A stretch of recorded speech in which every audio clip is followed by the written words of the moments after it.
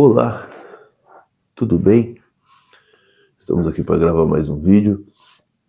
Já quero pedir que você deixe seu like, se inscreva no canal e deixe o seu comentário. E vamos para o vídeo. Leitura de Provérbio de número 20, do versículo 24 em diante, que nos diz assim: os passos do homem são dirigidos pelo Senhor. Como poderá o homem entender o seu caminho? É uma pergunta. Vamos ver essa outra tradução. Os passos do homem são dirigidos pelo Senhor. Como poderia alguém discernir o seu próprio caminho? Mais ou menos igual as duas traduções. Olha o que diz o comentário. Andando com o Senhor no caminho do Senhor, o homem poderá entender o seu caminho. Então, ele fala que se você estiver andando nos caminhos do Senhor, você pode entender o seu caminho.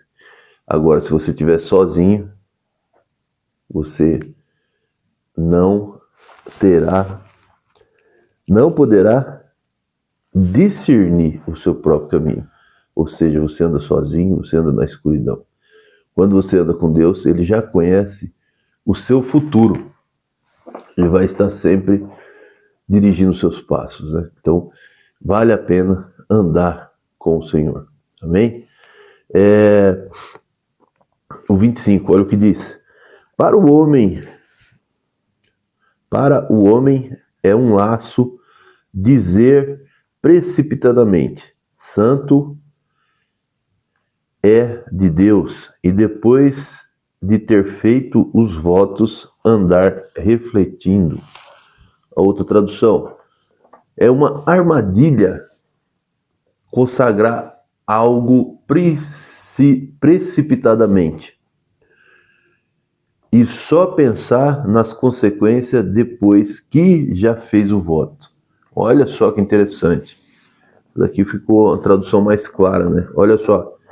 É uma armadilha consagrar algo precipitadamente e só pensar nas consequências depois que se fez o voto.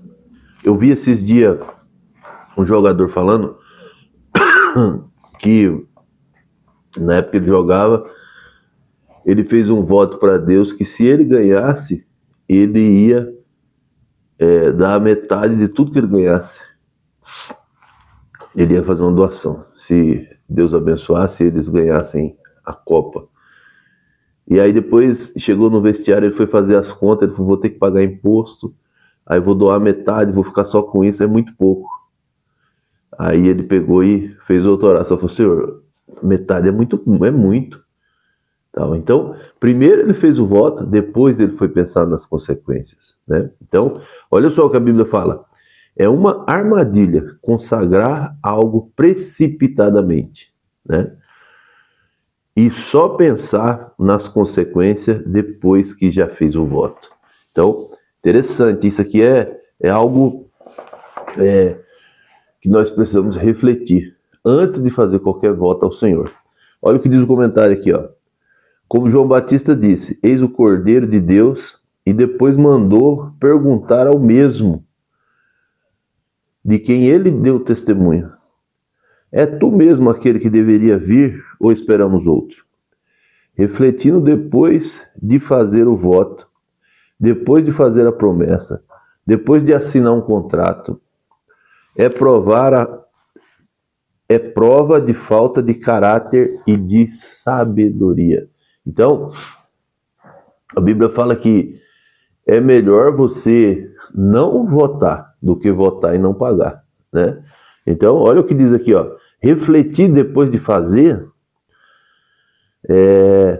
depois de assinar o contrato, é prova de falta de caráter e de sabedoria. Então, eu sempre falo, nós precisamos entender que a sua palavra, a nossa palavra, tem que ser como trabalhar com madeira. A madeira, primeiro você mede. Depois que você mediu, tirou a medida, serrou.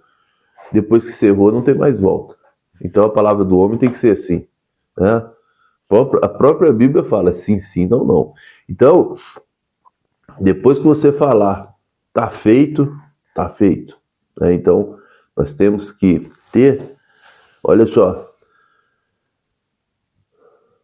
refletir depois de fazer, depois de fazer o voto, depois de fazer a promessa, depois de assinar o contrato, é provar falta de caráter e de sabedoria. É prova de falta de caráter e falta de sabedoria.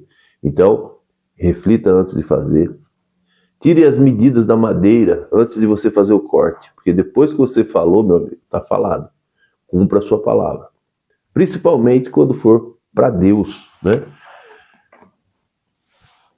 Para Deus e para os homens. Não tem...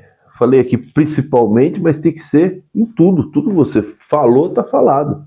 Não tem duas palavras, né? Não tem mais negócio, vou em casa falar com a mulher. Não, se você já falou, meu amigo, está falado. Amém? Vamos para o 26, que diz assim: o rei sábio lança ao vento como trigo os ímpios e faz passar sobre eles a roda do moinho. Que diz aqui a outra tradução: o rei sábio abana os ímpios e passa sobre eles a roda de debulhar. Então, olha o que diz o comentário: o rei sabe como separar o trigo da palha ao vento e sabe como fazer de um grão uma massa.